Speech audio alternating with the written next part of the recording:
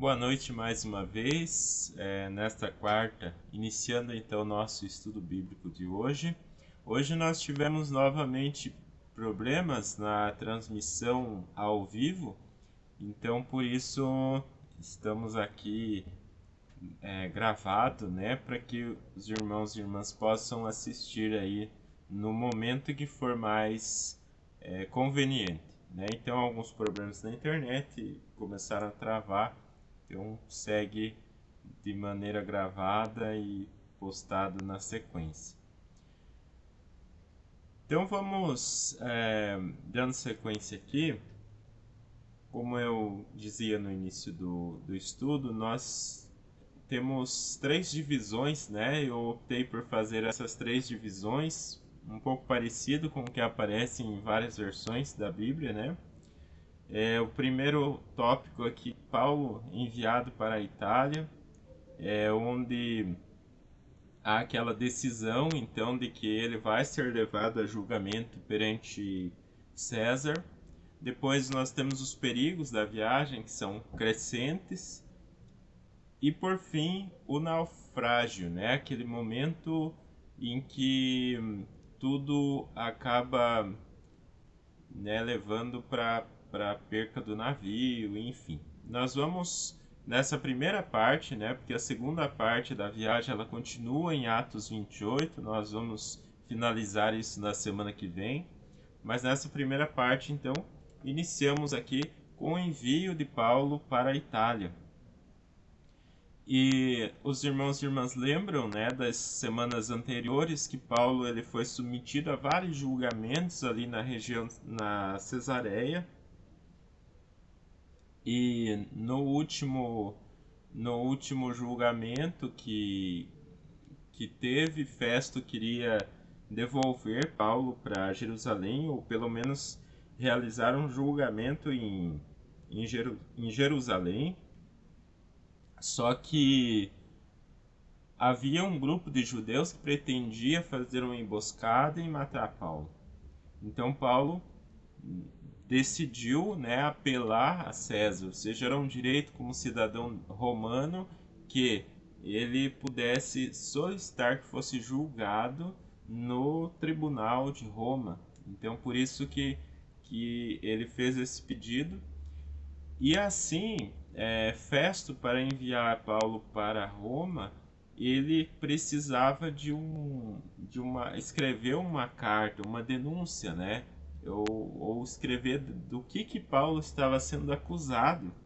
Só que ele não encontrava crime em Paulo.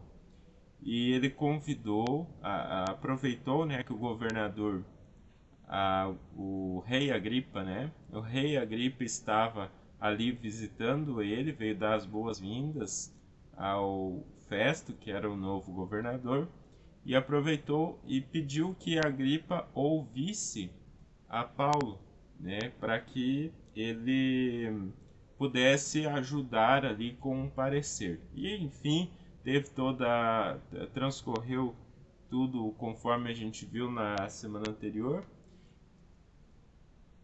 E ficou definido então que Paulo seria enviado para Itália, já que ele havia apelado para César. Ficou encarregado então desse envio um centurião chamado Júlio, e esse centurião era da corte do império, ou seja, da corte responsável, ali linha direta com Roma, vamos dizer assim, né? E ele vai coordenar a transferência de Paulo, não só de Paulo, mas outros presos ali que ele está a cargo de fazer essa transferência para Roma. E Paulo estava junto. Então, só um pequeno lembrete antes de nós irmos para a sequência da viagem é a respeito do centurião. Quem não lembra, mas nós falamos um pouquinho a respeito do centurião, né, que ele era responsável por 100 soldados. Esses 100 soldados faziam parte de um grupo maior que seria uma legião, né, de 6.000 soldados.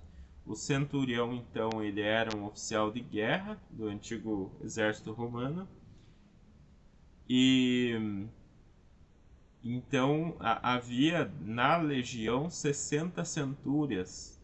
E aí dentro dessas 60 centúrias, uma delas era a centúria desse homem chamado Júlio, né? Então só esse pequeno lembrete, né?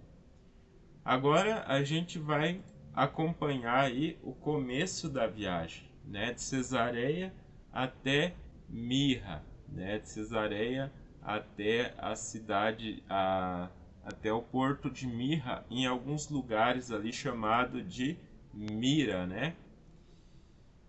Muito bem, esse início de viagem ele é feito com um navio costeiro.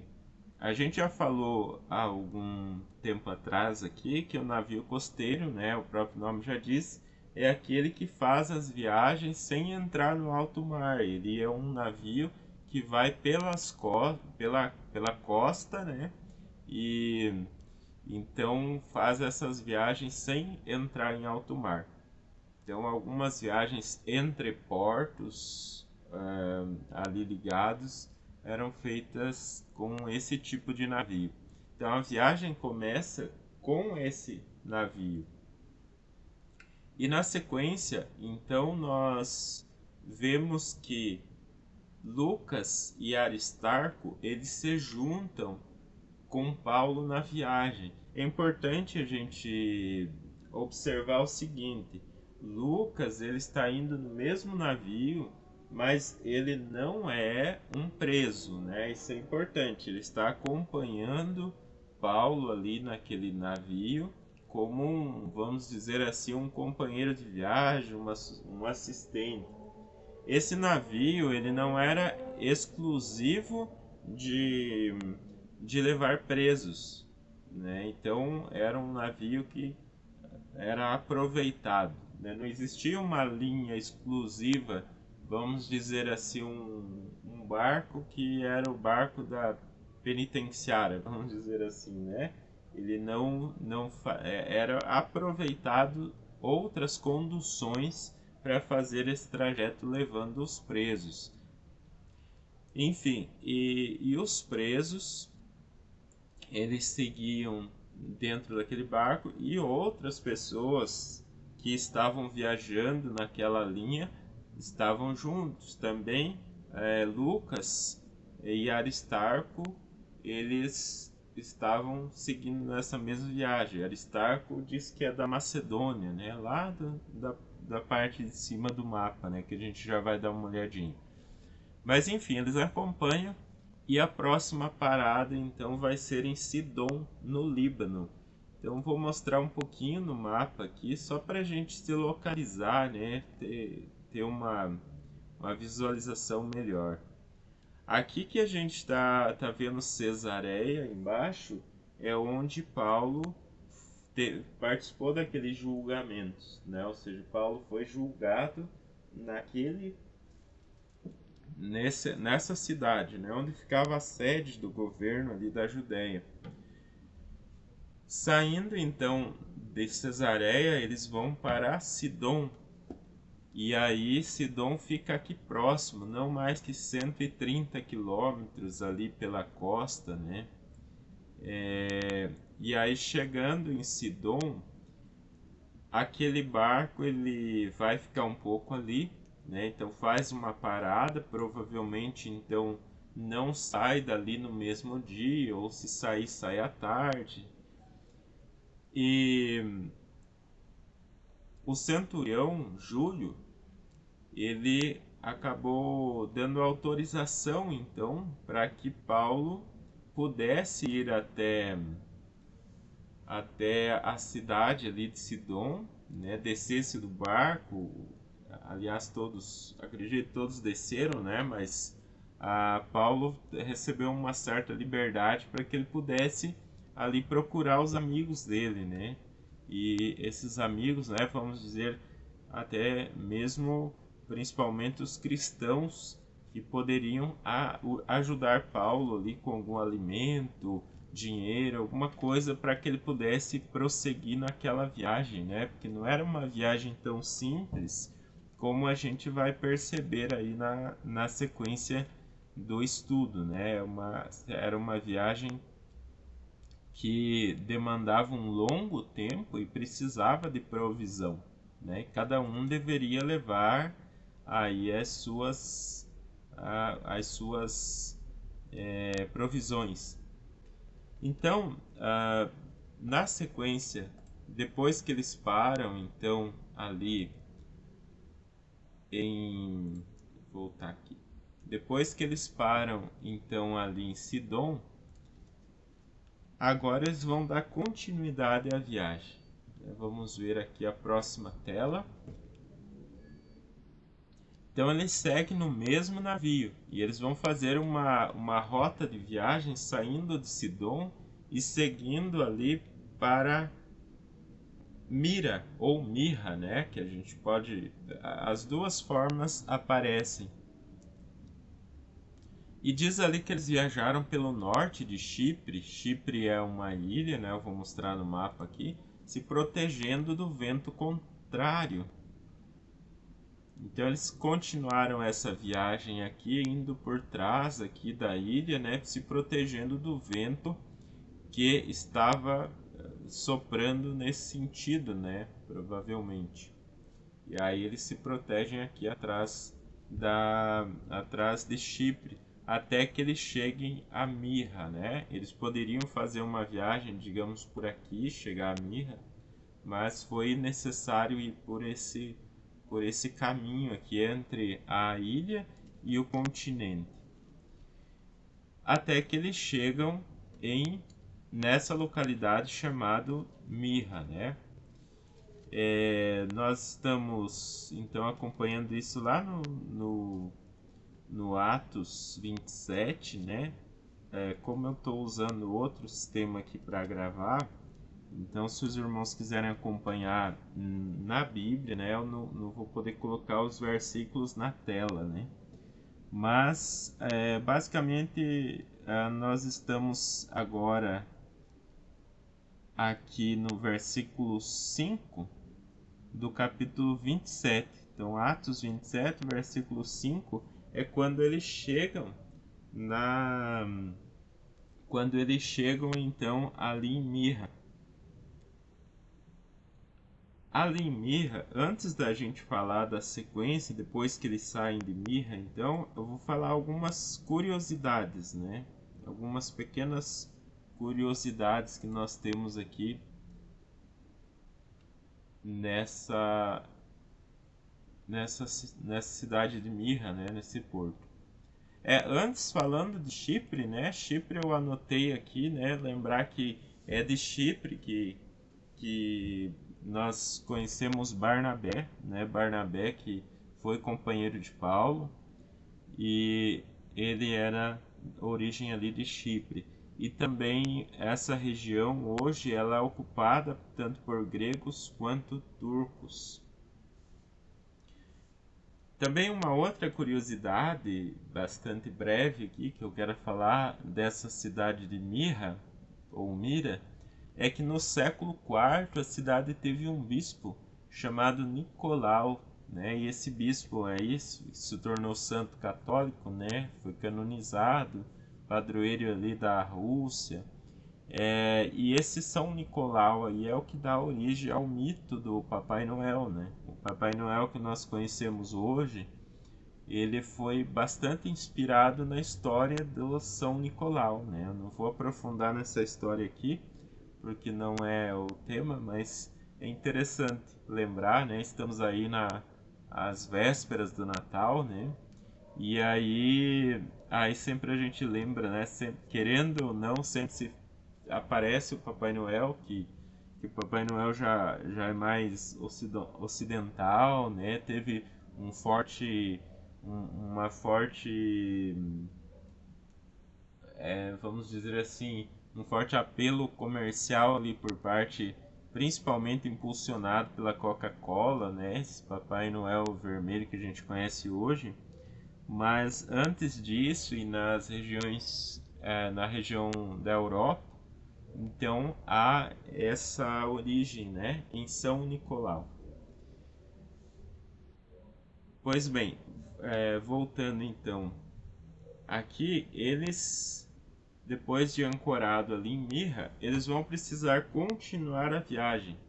Esse navio que eles estavam com ele, fazendo essa navegação costeira, era um navio de Adramítio, né, que era uma cidade que ficava lá para a região lá da Macedônia, né, ou antes da Macedônia um pouco ali, mais acima no mapa. Então eles precisavam agora trocar de navio, né, pegar um outro navio para que eles pudessem continuar a viagem para, é, para Roma. E aí que a gente vai para um segundo momento da viagem, né, que é de Mirra até Bons Portos. Essa viagem não foi, já não foi tão agradável, né? Não foi nada agradável. Bom, esse navio que eles vão pegar agora já não é mais um navio costeiro, é um navio cargueiro, né? Um navio que pode entrar mais em alto mar e é um navio que vinha da Alexandria. Alexandria, ela ficava no Egito e era de onde Roma, né, ou toda a Europa ali acabava comprando grãos, né, comprando cereais. Então havia esse transporte de cereais lá da Alexandria até a Itália. Então abastecia a Itália. E um desses navios, então, ele serve para que também outros passageiros que precisam viajar essa rota aproveitassem, né? Por exemplo, é o caso do transporte dos presos até Roma. Então, ali no porto de Mirra, esse navio alexandrino, que a gente vai ter uma pequena imagem aqui, né? Uma ilustração tirada ali do manual bíblico da SBB, que mostra mais ou menos como era um navio da época. Um navio cargueiro, né? E diz, então, ali no versículo 6, né? E achando ali o centurião um navio de Alexandria que navegava para a Itália, nos fez embarcar nele. Então a gente vai ver aqui, por exemplo, no mapa, né, onde eles saem de Mira. Nesse mapa estão todas as outras viagens de Paulo, mas o que nos interessa é essa linha laranja, onde ele sai de Mira e eles vão fazer essa navegação aqui. A intenção seria fazer essa travessia aqui e ir até Roma, né? Onde é que está Roma? Roma está lá em cima. Então seria para uma viagem tranquila, provavelmente eles fariam essa navegação ou até mesmo pelo outro lado ali, né? Mas seria uma navegação mais tranquila aqui. O que acontece na sequência então? Vamos voltar aqui.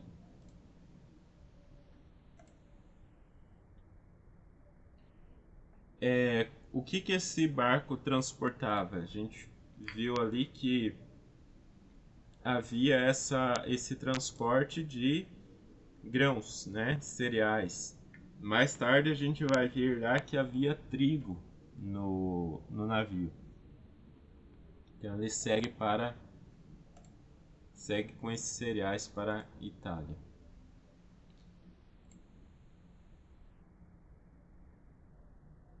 Pois bem, nos textos seguintes que a gente vai ler, no versículo 7, então a gente lê o seguinte: E, como por muitos dias navegássemos vagarosamente, havia chegado apenas defronte de Cenido, ou Quenido, né? Cenido, não nos permitindo o vento ir mais adiante. Navegamos abaixo de Creta, junto a Salmone.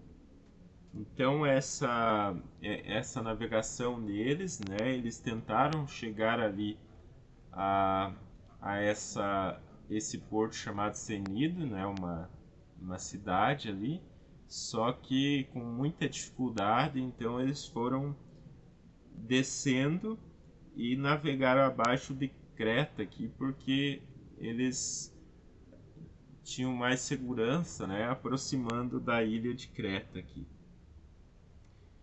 Então eles foram costeando, né, diz ali no versículo 8, e dificilmente chegamos a um lugar chamado Bons Portos, perto do qual estava a cidade de Lazéa, né? Então eles vão chegar aqui em Creta. Só para lembrar um pouquinho que Creta, a ilha de Creta, é onde Tito liderou a igreja e onde provavelmente Paulo visitou a ilha depois de sua primeira prisão em Roma. É essa prisão que a gente está acompanhando agora, essa viagem, porque já para adiantar, apesar de Paulo acreditar que seria a sua última viagem para lá, ou ele acaba ainda sendo libertado, né, dessa prisão. Não é narrado isso em Atos, mas ele acaba tendo liberdade e depois acaba sendo preso novamente. Então, na segunda prisão é que ele é morto em Roma. Então, não é ainda nessa primeira prisão. E nesse intervalo, né, acredita-se que ele escreveu então a carta a Tito, que é aquele irmão que está liderando ali a igreja de Creta, né, a igreja em Creta. Bom, o que eles tiveram de dificuldades ali é sempre os ventos contrários, né? Então esses ventos contrários estavam ali dificultando eles seguir direto para a Itália. Então eles desceram em direção à Creta e tentaram navegar ali, costeando a Creta para conseguir mais segurança, e ancoram nessa cidade, nesse porto chamado Bons Portos. Uma coisa que a gente pode, antes da gente prosseguir, a gente pode pensar por que Lucas narra toda essa viagem com todos esses detalhes, né? Parece que a gente está lendo um livro de história, um diário de bordo, alguma coisa assim, né? Qual que é o sentido de nós estarmos fazendo essa leitura, esse estudo em cima dessa viagem, né? Então, a princípio, a gente pode ter dois pensamentos. O primeiro pensamento que a gente pode ter é de que isso é só uma história e a gente está lendo como um passatempo, como um entretenimento, né? Como quando a gente vê um filme, né? Tantos filmes que nós temos aí de naufrágio, filmes de viagens ou filmes de qualquer outra situação que a gente vê por entretenimento e acaba assim sem muito compromisso. De repente às vezes até tira alguma lição dali, alguma curiosidade, né? Então o primeiro ponto, a primeira postura que a gente pode ter é ler essa história apenas como um entretenimento, como uma curiosidade. A segunda postura, que está no outro extremo, é ler essa passagem espiritualizando tudo, né? Ou seja, aí a gente imaginar tudo de forma espiritualizada, os ventos contrários, tal. Não que a gente não possa tirar uma lição disso, que os ventos contrários que vêm na nossa vida, enfim, mas a gente não pode ficar só nisso, né? A gente tem que compreender o todo da história e o porquê que Lucas ele faz uma narração tão detalhada como a gente tá vendo nesse texto. Então, o ponto que eu acho crucial aqui é a gente enxergar essa história como um todo e os detalhes como forma de mostrar o quão dramático foi aquele momento, em contraste à postura de Paulo, em contraste à postura dos outros, né? Então a gente vai observar na sequência ali os momentos em que Paulo tomou atitude e, acima de tudo isso, como Deus estava trabalhando nessa viagem. Que às vezes algumas situações que acontecem na nossa vida a gente não está enxergando o todo.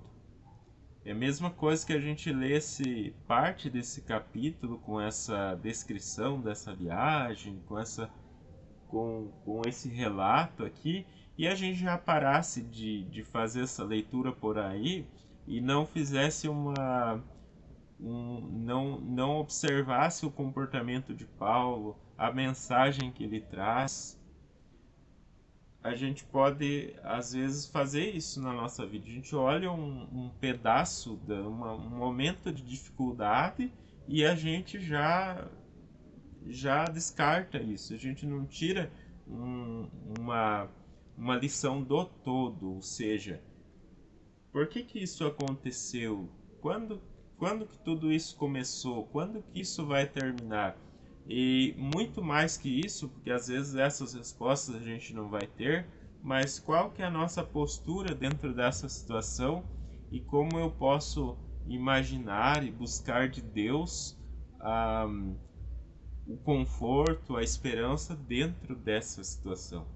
Então, nós olhamos para essa história detalhada justamente nesse sentido de entender que às vezes alguns detalhes são importantes para mostrar o todo, e ali a gente fazer uma reflexão. Então reparem que Lucas ele começa fazendo todo esse detalhamento da situação catastrófica que eles estão vivendo, mas aí Lucas não deixa de registrar as palavras de Paulo em dois momentos que a gente vai ver na sequência ali.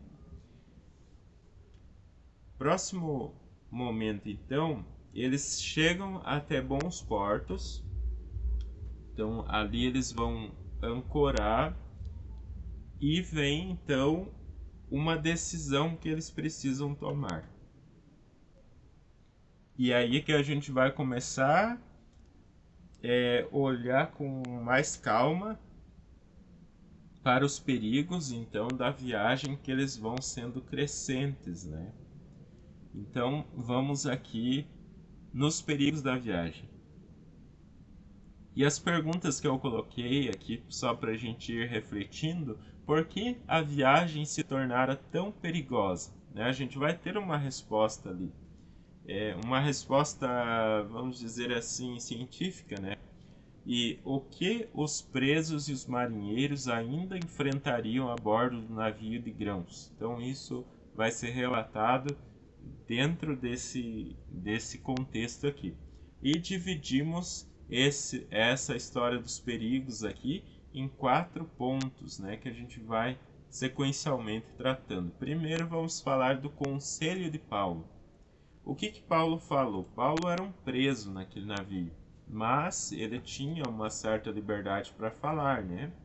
Então Paulo, ele tinha uma experiência com viagens, como a gente acompanhou praticamente o tema dos últimos meses do nosso estudo, que foi praticamente só viagens de Paulo. Acho que talvez alguém pode estar até cansado de tanto ouvir falar de viagem de Paulo, né? Mas foram os nossos temas nos últimos meses aqui. Então Paulo, ele já possuía grande experiência até com essas viagens. E ele fala, olha, se prosseguir com essa viagem, a gente pode sofrer prejuízo não só com a carga, com o navio, também com as vidas, né? Esse foi o conselho de Paulo. Falar, olha, não é conveniente que nós continuemos com essa viagem. Diz a gente está ali no versículo 9, né? Que diz lá: e passado muito tempo, e sendo já perigosa a navegação, pois também o jejum já tinha passado, e eu vou explicar já o dia do jejum, Paulo os admoestava, dizendo-lhes: Senhores, vejo que a navegação há de ser incômoda, e com muito dano, não só para o navio e carga, mas também para as nossas vidas.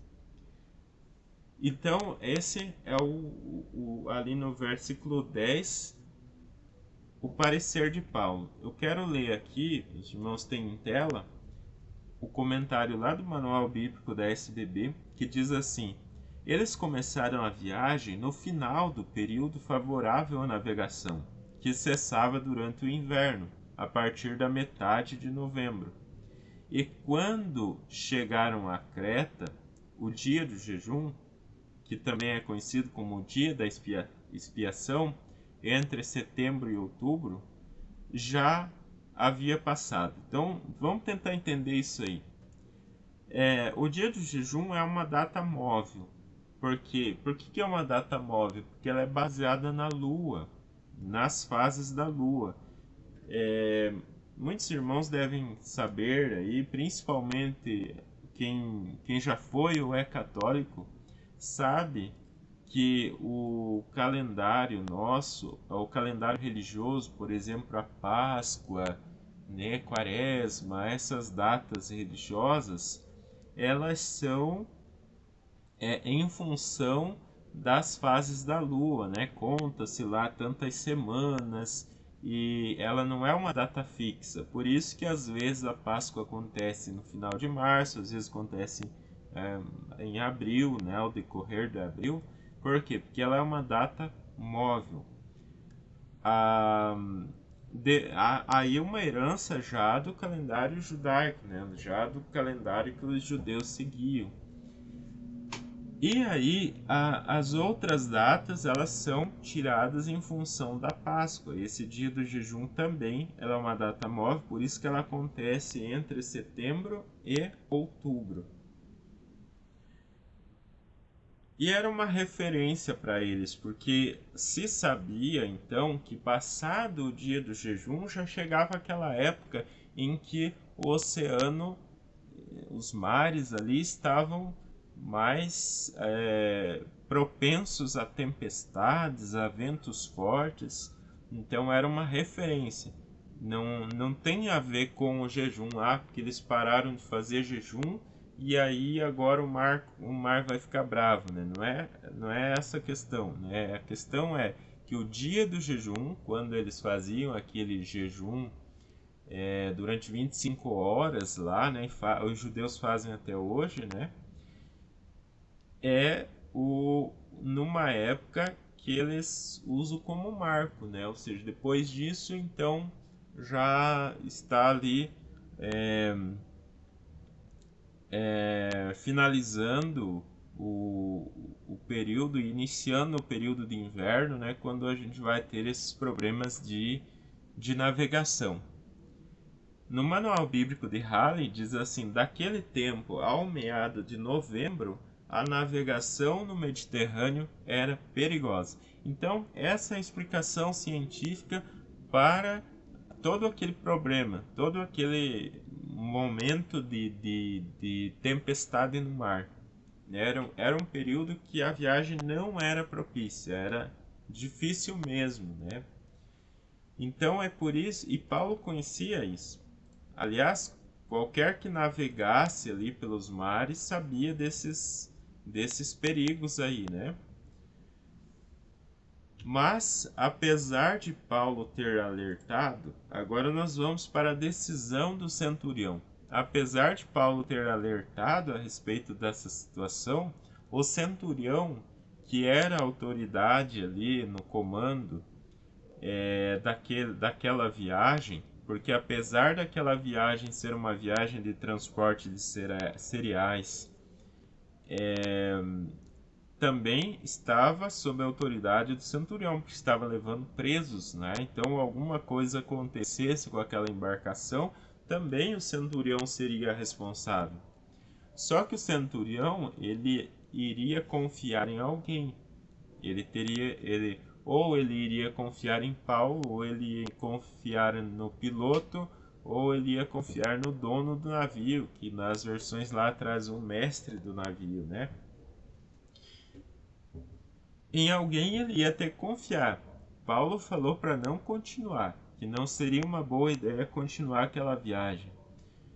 Mas o piloto falou não, dá para viajar. Provavelmente o piloto já havia feito aquelas viagens, já tinha pego algum perigo, enfim. O piloto falou que dava para continuar. O dono do navio, provavelmente confiando no piloto, também falou: vamos em frente. É possível a gente continuar e levar essa carga, né? E havia um outro problema, a questão do inverno, né? Como chegava o inverno, eles não queriam passar esse inverno ali naquela região de Bons Portos, porque, segundo eles, não era um lugar bom para passar o inverno. Então, provavelmente era uma região que esfriava muito ou teria muito vento. Então, a maioria das pessoas estava concordando que não seria uma boa ficar ali. Teria que ir para frente. Talvez Paulo ele soubesse dessa situação, mas Paulo estava avaliando duas condições: ou enfrentar um perigo que era muito maior, ou passar aquele inverno difícil ali. Mas então o centurião ele toma a decisão dele, porque eles pensam o seguinte: bom, nós podemos chegar então até Fenice, que é uma outra ilha ali para frente. Vou mostrar no mapa que está no cantinho ali, hoje chamado de Lutró, provavelmente Lutró ou Lutro, né? Para passar o inverno ali, que seria uma região mais agradável, né? Vamos dar uma olhadinha no mapa aqui. Então aqui nós temos, nesse ponto vermelho eu marquei Bons Portos. Então aqui é onde fica Bons Portos. Aqui eles acharam que não seria uma boa ideia ficar. Então eles decidiram por viajar aqui, pegando a costa, e tentar fazer ancorar nessa outra região aqui, ó, nesse outro ponto. Isso tudo aqui que a gente está vendo no mapa é a ilha, né, ilha de Creta. Então seria essa viagem aqui. Pois bem, eles decidem então que o melhor seria isso. Vamos tentar chegar àquela ilha ali. Ali a gente passa o inverno e depois a gente continua. Aparentemente, olhando assim, sem conhecer muito das viagens, sem conhecer muito de navio, dá a impressão para nós também que era uma boa ideia, né? Sair aqui, apesar dos ventos, e tentar chegar numa ilha que não era tão distante, né?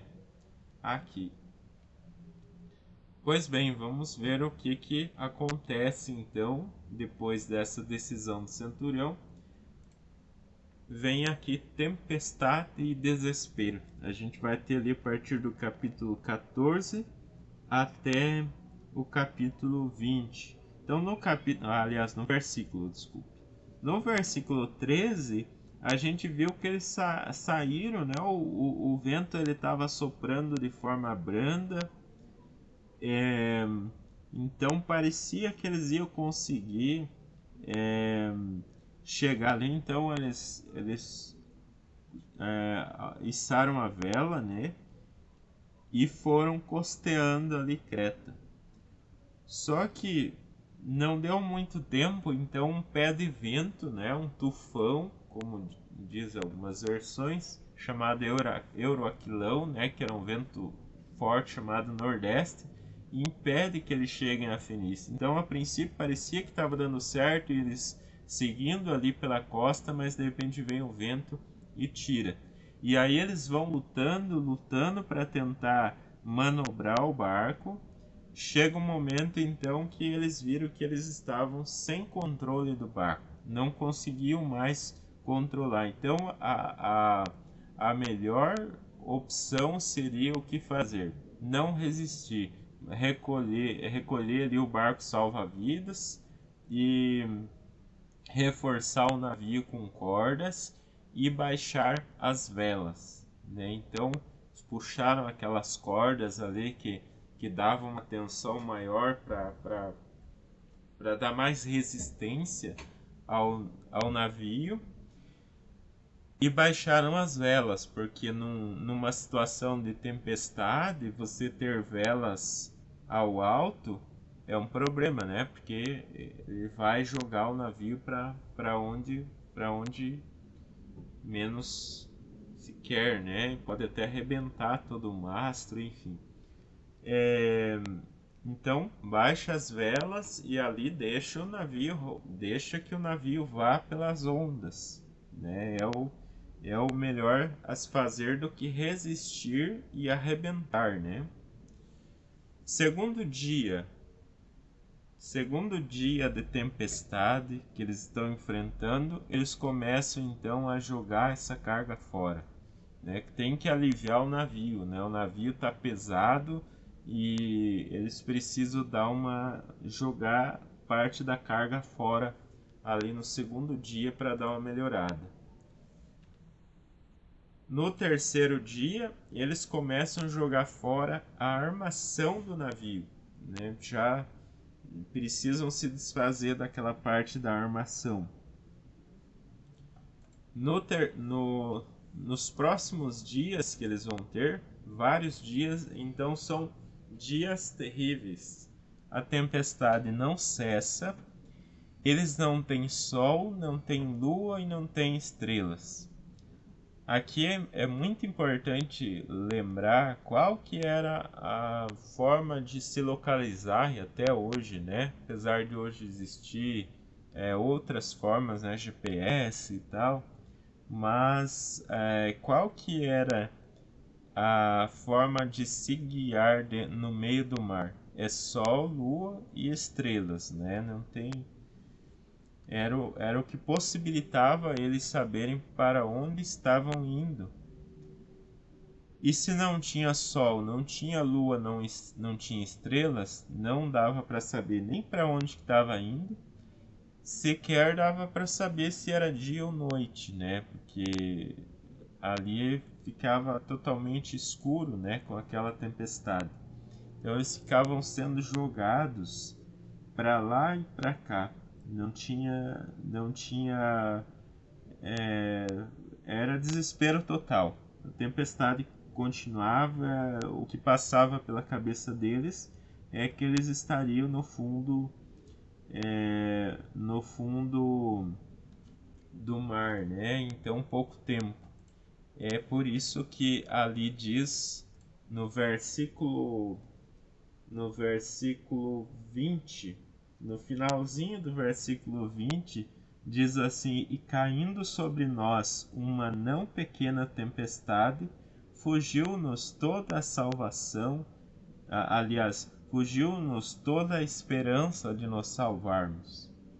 Então já perderam a esperança, não tinha mais esperança, a situação havia... O controle se perdeu totalmente, não tinha mais o que fazer, né? E aí a gente vai para a parte 4 aqui dos perigos da viagem, com uma mensagem de ânimo. E quem vai trazer essa mensagem de ânimo é o apóstolo Paulo, que está ali como preso no meio deles. E é interessante que a primeira coisa que Paulo fala é a primeira coisa que todo mundo gosta de falar quando avisa de alguma coisa e não é ouvido, eu avisei, né? Então Paulo fala, vocês deveriam ter me ouvido, né? Reparem que ali a gente vê também, a partir do versículo 21, que os homens faziam dias que não comiam nada, por causa daquele desespero, por causa daquela preocupação, por causa até nem de ter muitas condições de comer num navio que estava sendo jogado para lá e para cá, né? Então Paulo ele primeiro ele chama a atenção, olha, vocês deviam ter me ouvido. Mas Paulo não fica por aí, né? Ele não acaba a mensagem, a fala dele nisso. o que ele traz é: tenham coragem, pois nenhum de vocês perderá a vida, apenas o navio será destruído.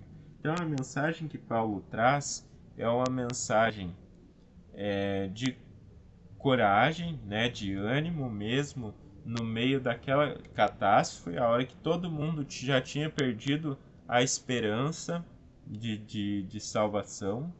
E ali é interessante, quem está escrevendo esse texto, quem está escrevendo esse relato é Lucas, né? Lucas, que também é um cristão, que tá ali naquela situação, e Lucas também perdeu a esperança de salvação, né? Porque ele fala assim, quando ele está escrevendo no versículo 20, né? Que eu já li aqui, mas eu vou ler de novo, né? Que diz: caindo sobre nós uma não pequena tempestade, fugiu-nos, ou seja, fugiu de nós, né? Ele se inclui, né, nesse grupo de pessoas que perdeu a esperança. Fugiu-nos toda a esperança de nos salvarmos. Então me parece que a única pessoa que ainda tinha alguma esperança ali era Paulo. E tem um motivo dele ter essa esperança.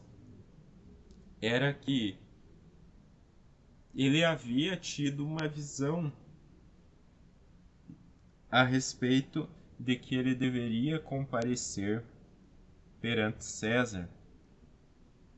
Então isso ele sabia que aquele propósito, assim como aquela vez que ele foi para Jerusalém sabendo com profecia de que ele seria preso ali, mas ele sabia que aquilo era só um canal para que ele chegasse até Roma.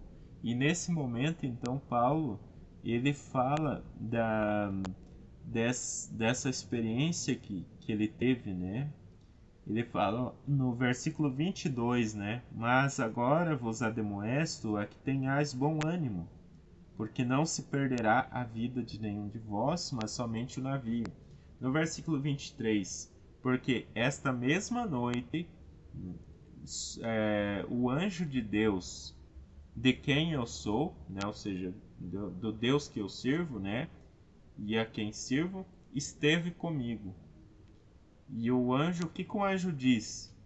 O anjo diz para Paulo: Paulo, não temas, importa que seja apresentado a César, e eis que Deus te deu todos quantos navegam contigo. Então Paulo recebeu essa mensagem: olha, os que estão com você chegarão bem, não terão, não sofrerão dano com essa viagem. E então ele repassa essa mensagem, ele diz assim: portanto, senhores, tende bom ânimo, porque creio em Deus, que há de acontecer assim como a mim foi dito, né? Então ele diz isso, né? Que ele crê, e com isso ele está animando os outros para que creiam também nisso que foi dito, de que nada aconteceria de pior, né, do que já aconteceu. Só que ele fala: olha, é necessário então nós chegarmos a uma ilha. Eles estão à deriva no meio do mar, e então era preciso chegar a uma ilha. Mas vejam que não estava no controle de ninguém ali. Ninguém conseguia conduzir o navio até uma ilha, até porque eles não sabiam onde estavam, né? Então, um momento de total desespero, não tinha ninguém no controle. Aqui que é importante a gente pensar que, se não tinha ninguém no controle, a única pessoa, né, que estava no controle ali era o próprio Deus, né? Ou seja, não tinha nem o capitão, nem o piloto, nem Paulo, nem ninguém tinha controle do navio. Então, se eles sobrevivessem, era porque Deus atuou junto ali, guiando eles até algum lugar, até essa ilha que se esperava chegar.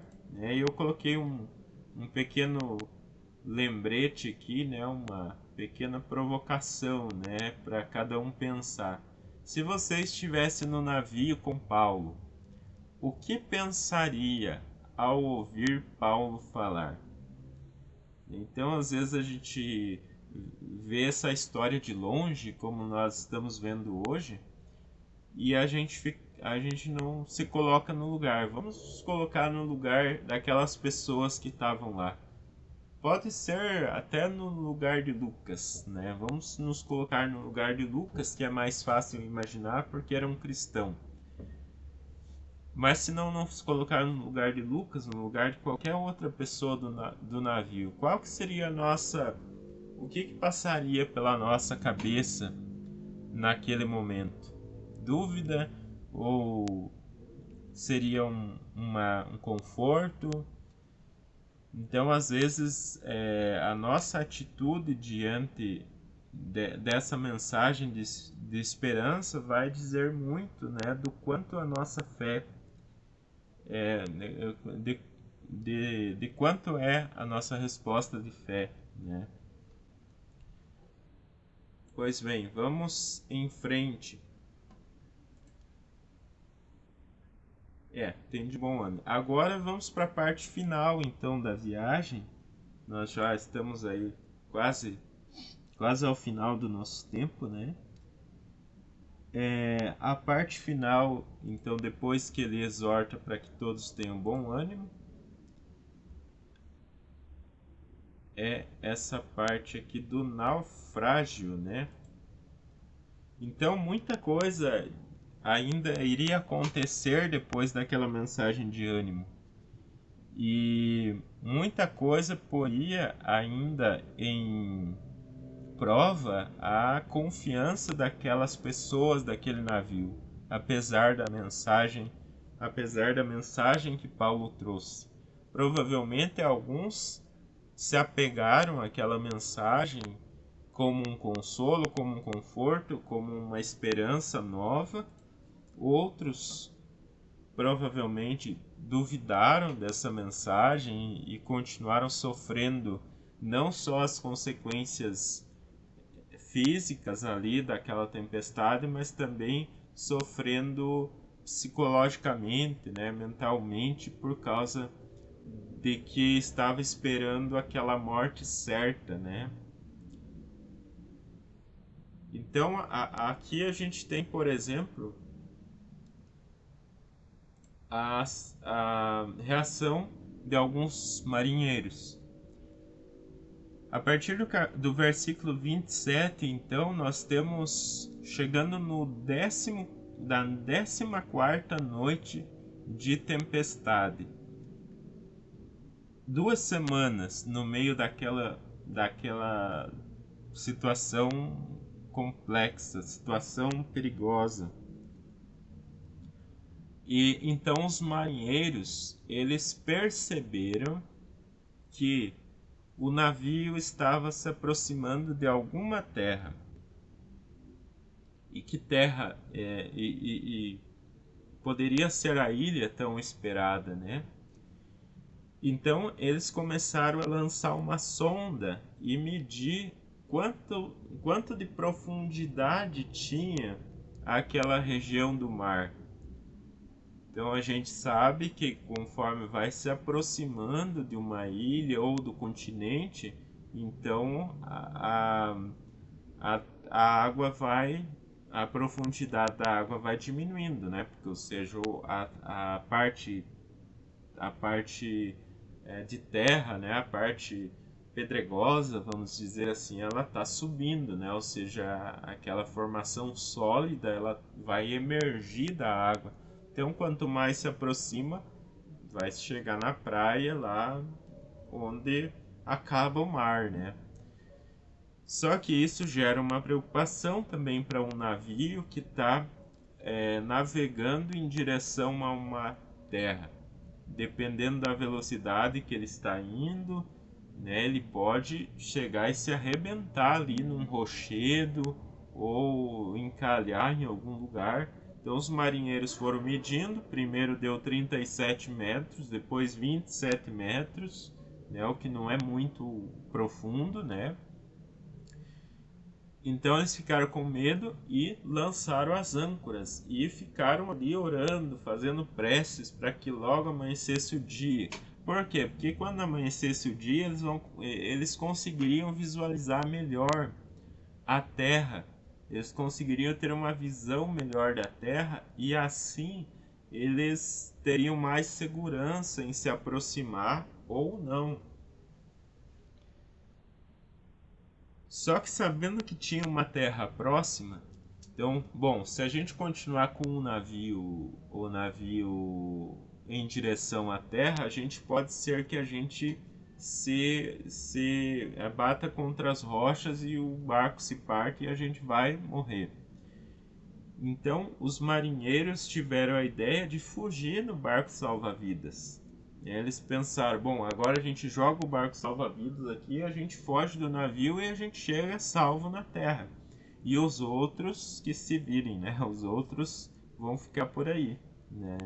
Então os marinheiros pensaram nele. Mas Paulo falou, olha, se os marinheiros fugirem, a gente está perdido, né? A gente não vai sobreviver aqui. Então é preciso que os marinheiros fiquem no barco para que todos nós possamos nos ajudar, enfim. Então Paulo alerta os soldados e os soldados então cortam as cordas do barco salva-vidas ali, então ninguém vai poder sair com aquele barco salva-vidas, né? Não tinha barco salva-vidas para todo mundo também, né? Então, pelo menos vamos manter os marinheiros conosco que eles são necessários a bordo. Bom, nós estamos então no versículo 32, né? Falamos o 32, agora vamos para o versículo 33, que é o que a gente vai falar, é preciso comer para sobreviver. Segunda intervenção de Paulo, então. Paulo, ele vai fazer essa intervenção novamente. Primeiro ele cobrou ânimo lá atrás, né? E aí se passou mais um tempo e eles chegaram próximo da terra. E agora Paulo, devido à sua experiência, ele fala, olha, já faz 14 dias que vocês não comem, porque vocês estão de vigília, vocês estão aí preocupados com o navio. Mas vocês têm que comer, porque eles ainda teriam que fazer muitas coisas ali. Eles precisavam de energia, precisavam de força, né? Então, eles falam, vocês precisam se alimentar, porque depende disso a sobrevivência de vocês, né? E Paulo não fica, uma coisa que eu destaquei, Paulo não fica somente na fala, mas ele vai lá e faz, né? Ele chega e naquele momento ele pega o pão, né? Então no versículo 34 ele diz assim, portanto, exorto-vos que comais alguma coisa, pois é para a vossa saúde, porque nenhum cabelo cairá da cabeça de qualquer de vós, né? Então ele alerta novamente eles de que eles vão sobreviver, mas que eles precisam comer para eles terem energia ali e saúde para poder sobreviver, né? E havendo dito isso, no versículo 35, tomando o pão, deu graças a Deus na presença de todos, e partindo começou a comer. Então ali Paulo faz também uma demonstração de gratidão a Deus e de proximidade com Deus, de intimidade com Deus, passando ainda mais confiança para aquelas pessoas que estavam em dificuldade, sofrendo os mesmos problemas ali. Então ele dá graças pelo pão, né? Pelo menos por mais que eles estão numa situação difícil, mas eles têm ali o pão para que eles possam se alimentar. Então ele dá graças e ele começa a comer. Aquilo traz um ânimo para as pessoas que estão vendo ele.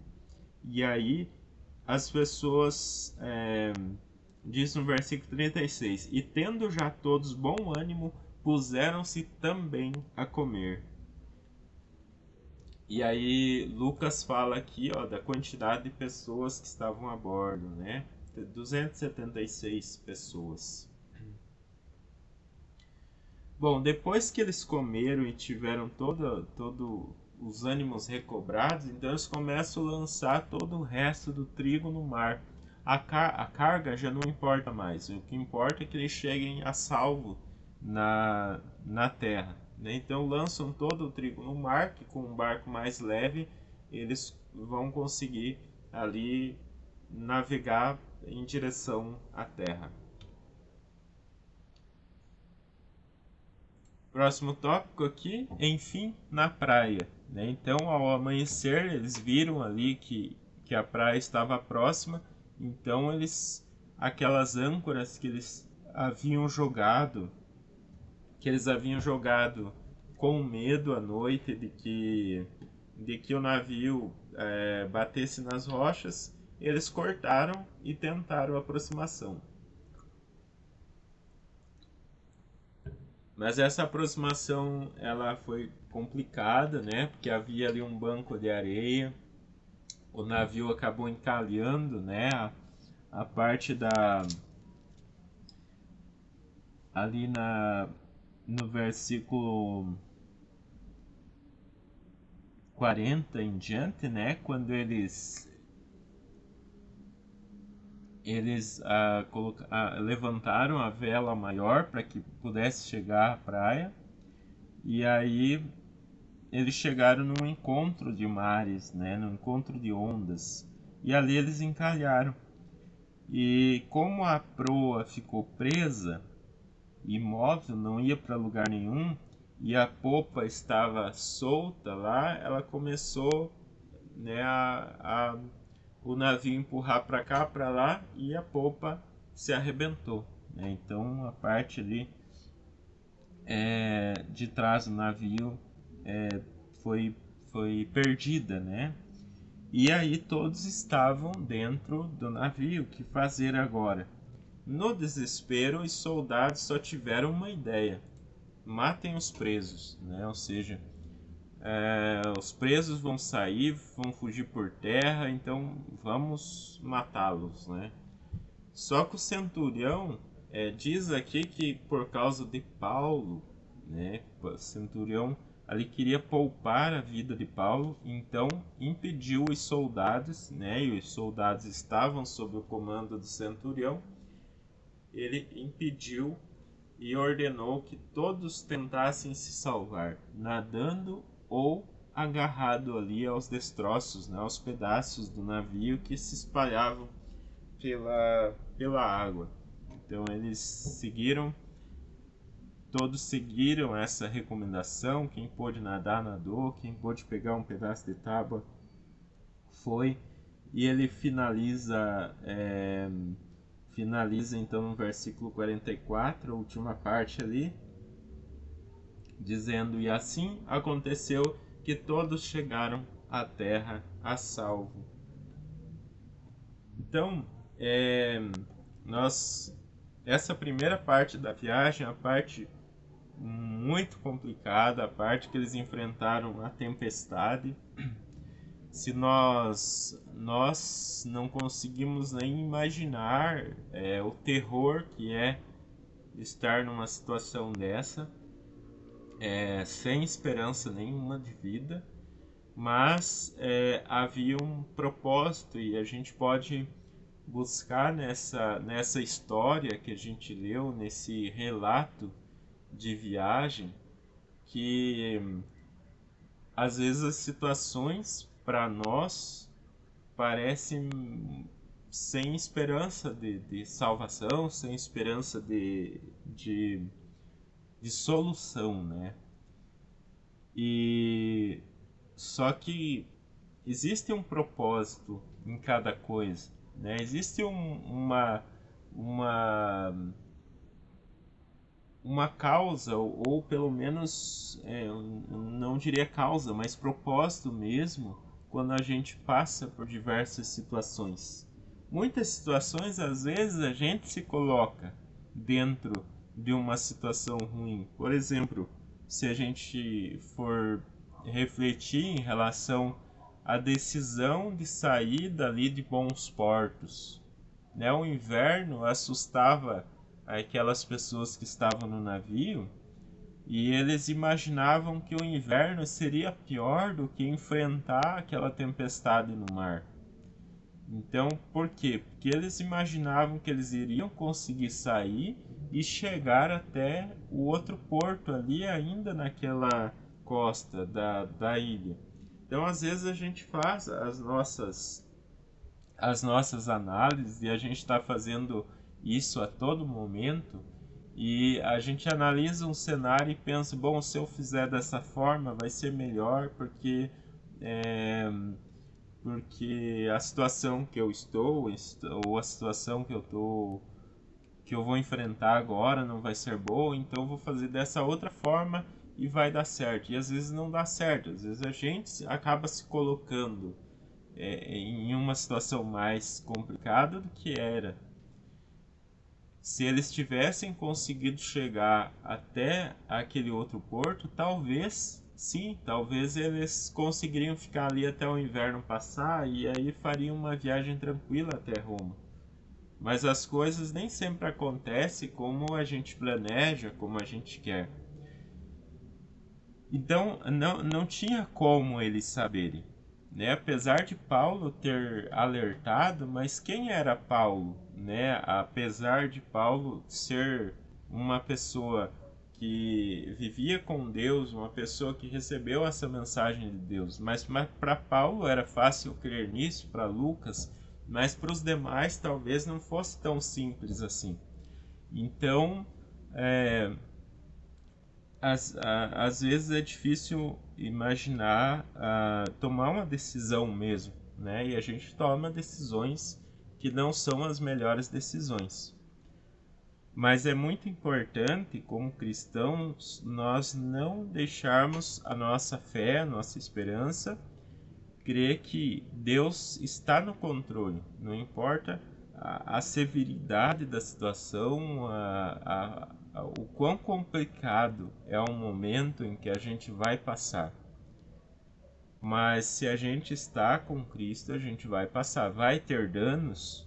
Vai ter danos, né? Não existe assim uma segurança de que o cristão vai passar ileso diante de todas as situações. Vai ter momentos que o cristão também vai sofrer muitas consequências do ambiente, consequências daquela situação. Mas, independente da consequência, independente de por onde se passa, de qual tempestade, o cristão deve estar firme na sua esperança de que, no final, é a salvação que importa. No final, pode-se perder o navio, né? Pode-se perder a carga, mas ali o que importa é chegar a salvo no nosso, vamos dizer assim, no nosso destino, né? Então é importante, a gente pode trabalhando num texto desse que parece tão descritivo, tão cheio de apenas algumas curiosidades do mar ali, mas nos dá uma visão melhor de como as coisas aconteceram, de como Deus estava no controle. E a gente vai continuar vendo essa ação de Deus nessa viagem no próximo capítulo, que é o capítulo 28, que na semana que vem a gente vai fazer. Provavelmente, para evitar, na semana que vem, eu pretendo que seja a última edição desse estudo bíblico desse ano, né? Então a gente fecha essa temporada 2020. Para dezembro eu vou preparar algumas inserções aí a respeito do Natal, mais curtas e tal. Mas a gente fecha então esse estudo bíblico na próxima semana. E provavelmente para evitar esse contratempo que nós tivemos hoje, eu já vou deixar aí gravado para a próxima semana, né? Então, naquele horário, às 19h30, então a gente inicia, mas eu já vou enviar gravado para que a gente não tenha esse contratempo de hoje, né? Não sabemos como que vai estar a conexão amanhã, a próxima semana, né? Muito bem, vamos finalizar, que já eu acho que eu extrapolei o tempo aqui. Então convido a todos para fazermos uma breve oração e assim nós finalizamos o estudo de hoje. Senhor nosso Deus, obrigado porque permitiste que nós acompanhássemos, né, nós partilhássemos desse estudo bíblico, que cada um possa fazer as suas reflexões diante desse relato, que possamos também encontrar esperança, que possamos encontrar conforto e confiança, pensando em tudo que aqueles homens passaram em como o Senhor esteve diante da igreja, diante dos seus homens, né, diante das mulheres, né, daquelas pessoas que estavam debaixo da sua autoridade, né, aquelas pessoas que entregavam a sua vida e confiavam em Ti. E assim como nós hoje, fazendo parte da Igreja de Cristo, nós possamos ter a visão que Paulo tinha, né, de poder ter uma confiança de para onde iremos e de como iremos, e que possamos enxergar, sentir a guia do Espírito Santo, para que não venhamos fazer escolhas ruins, para que não venhamos nos desesperar diante das tempestades que dia após dia nos têm atingido, né? Muitas vezes a gente recebe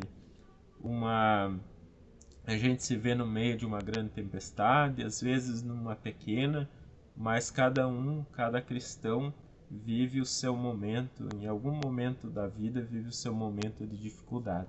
Então, por isso nós pedimos que, assim como Jesus disse, né, que estaria com seus discípulos pelos séculos dos séculos, que nós nunca venhamos esquecer dessa verdade e possamos sentir que o Senhor nos acompanha. Passe o tempo que passar e que possamos caminhar com fé e confiança apesar dos pesares. Te damos graças por tudo te pedimos em nome do Senhor Jesus. Amém. Uma boa noite a todos, né? Até a próxima quarta e fiquem com Deus.